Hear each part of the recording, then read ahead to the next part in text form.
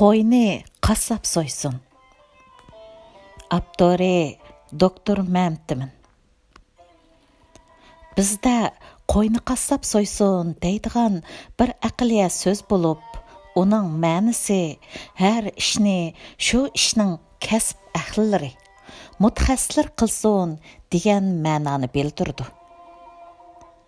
Ata-bobolarimizdan qolgan bu aqliya so'z garchi nihoyatda to'g'ri so'z bo'lsa-mu, biroq bizning amaliy hayotimizda ba'zi kishilar bu so'zni boshqalarning so'z erkinligini bo'g'ish, ma'lum kasbni monopol qilib, o'zining nopozini saqlab qilish uchun qalaymaqan ishiltadigan va yoki u so'zni suiiste'mol qiladigan ahvollar izchil yuz berib kelmoqda. Amaliyotda yolg'iz qo'yni emas, har qanday hayvonni qassob so'yish kerak. Shu sababdan biz yashayotgan davlatlarda qassoblarningmi qassoblik pravisi bor. Meningcha bu talash tortish qiladigan muhim masala emas. Bu yerda muhim bo'lgani u qassobning qassobligining qanday bekitilishi va kimlar tarafidan belgilanish masalasidir. Ya'ni bir odamning qassob bo'lishi uning peshonasiga putilganmi? U bir odam o'qigan kasbmi? U bir diplomimi yoki shug'ullangan kasbmi? Qassoblik bir odamga nisbatan o'zgarmas narsami? Bir odam o'z turmushini qamdash uchun ma'lum bir kasb bilan shug'ullansa, u odam cho'qim shu kasbning qasbi hisoblanamdi. Bir odam o'zi shug'ullangan kasbning sirtida boshqa bir kasbning qasbi bo'lolmamdi. Mening qarshimcha, qassoblik hargizmi tug'ma yoki bir odamning peshonasiga putilgan narsa emas. Har qanday odam o'zliksiz izdinish va o'rganish orqali ma'lum kasbning qasbi bo'la oladi. Amerikaning 19-qatimliq prezidenti Rutherford Hayes mundaq degan ekan: har bir mutaxassis bir chog'larda yangi o'rgangichi shogird edi. Biz yashayotgan bugungi dunyo ota miros kasblar o'zliksiz yo'qolib ketishga yuzlanayotgan bir dunyo bo'lib, u hargizmi o'g'rining balasi o'g'ri, advokatning balasi advokat bo'ladigan dunyo emas. Nurg'unlagan taraqqiy qilgan g'arb davlatlarida oliy maktabda o'qish faqatla insonlarning o'zini yetildirish jarayoni bo'lib, u hargizmi bir insonning kelgusi bir umrlik kasbini belgilaydigan birdan bir vosita emas. Amerikada oliy maktabni bitirgan o'quvchilarning xizmat tepish ahvoli va shug'ullanayotgan kasb to'g'risida elib berilgan tekshirish natijasiga asoslanganda, oliy maktabni bitirgan o'quvchilarning faqat 27% o'qigan kasbi bilan zich munosabatli xizmatlar bilan shug'ullanadi ekan. 30%dan ortig'i o'qigan kasb bilan hech munosabati bo'lmagan boshqa kasb bilan shug'ullanadi ekan. Ko'plagan kishilar yeshining cho'ng'ishiga agishib, o'ziga bo'lgan tonishi o'zliksiz mukammallashib, o'zining qiziqishi va qobiliyatini qaytadan tonib yetib, bir va yoki bir necha qatim kasb almashtirdi ekan va eng oxirida o'zi qiziqqan bir yoki bir necha kasbda muvaffaqiyat qozondi ekan. Hammamiz bilgandek, hozirgi Amerika prezidenti Donald Trump oliy maktabda iqtisod kasbida o'qigan bo'lib, u o'qish bitirgandan keyin dadasiga agishib, uy mulk tijorati bilan shug'ullangan. Keyin bir mezgil televizor riyosatchisi bo'lgan. 70 yoshga kirganda Amerika prezidentlik saylimiga qatnashib, siyosat bilan shug'ullanishga boshlagan. Albatta, men bu yerda Donald Trumpni siyosatning qasbi demoqchi emasman.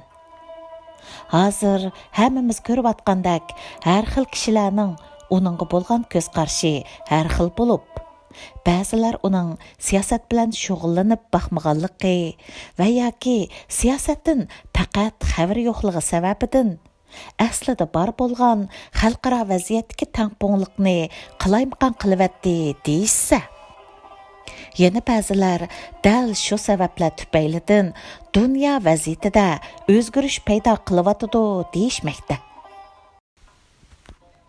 Mayli qandaq bo'lishidan qat'iy nazar, uning an'anaviy siyosatdan farqli bo'lgan boshqacha bir usul qo'llanayotganligi hammamizga ma'lum. Uning oqibati va natijasi qandaq bo'ldi, vaqti kelganda ko'ramiz.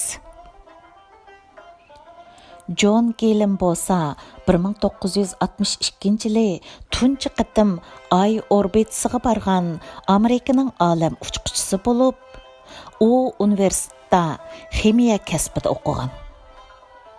53 yoshga kirganda siyosiy hayotini boshlagan bo'lib, Ohio shtatining Kengash palatasiga millat vakili bo'lgan va u xizmatni 24 yil davomlashtirgan.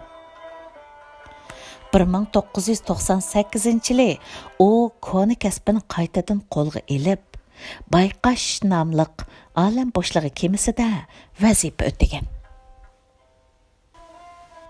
Julia Child oliy maktabda tarix kasbida o'qigan va o'qish bitirgandan keyin xat bosquchi, axborotchilik qatorliq xizmatlar bilan shug'ullangan bo'lib, 50 yoshga kirganda tunji oshpazlik kitobini nashr qilgan va 1961-yili dangliq oshpazlar qatoridan o'rin olgan. Bizga ma'lumki, qo'yni qassob so'ysin degan bu aqliya so'zdiki, qassobning asli ma'nosi ma'lum kasb bilan shug'ullanuvchi yoki ma'lum kasbning ustasi degan ma'noni bildiradigan bo'lib, asosliqi bir odamning uzundan beri shug'ullanib kelayotgan kasbi ko'zda tutilgan.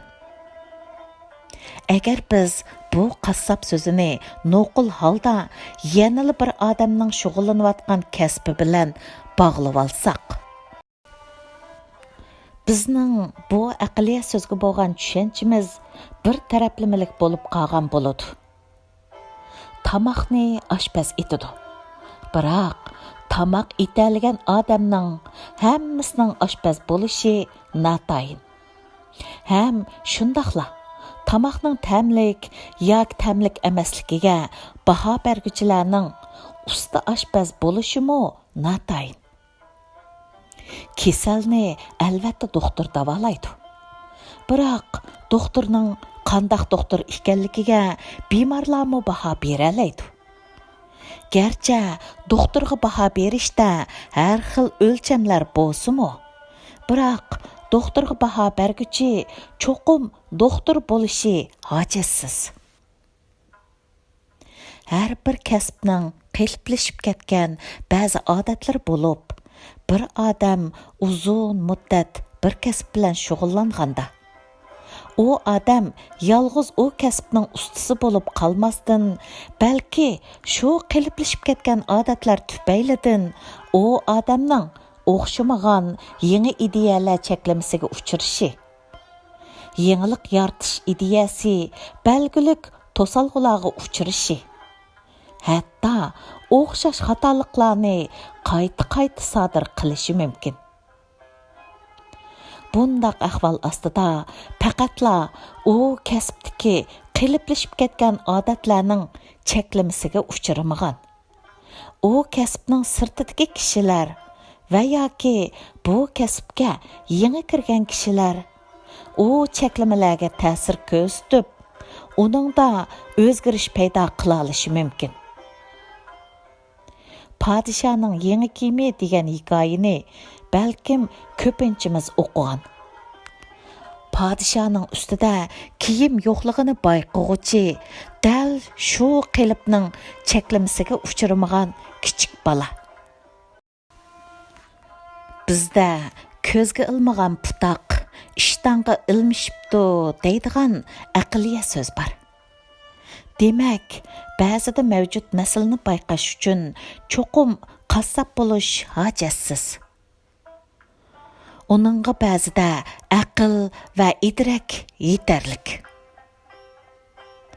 Hozirgi zamon ilmiga asoslanganda qassob demak yolg'iz ma'lum kasb bilan shug'ullanguvchi demak bo'lib qolmasdan, balki shu kasbning mutaxassisi, ya'ni expert yoki specialist demak bo'lib, u ma'lum kasb, ma'lum tema, ma'lum masala ustida uzun muddat o'zliksiz izlangan, tadqiqot ilib borgan odamlarni ko'zda tutadi.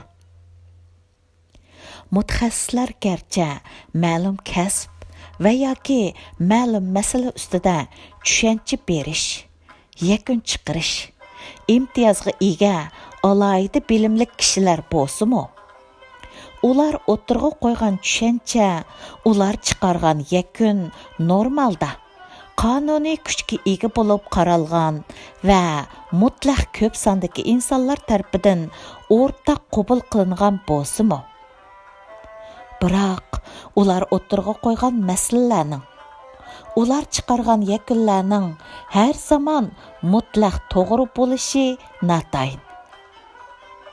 Ham shundaqla ma'lum shaxsning ma'lum sohada mutaxassis bo'lib, nupuzliq bo'lishi bilan boshqalarning u kasb yoki u sohadagi ma'lum masala ustida fikr bayon qilish huquqi yo'q deganlik bo'lmaydi. Zamonning taraqqiy qilishiga ergishib, insonlarning tonishi va ko'z qarashlari o'zgaraydi.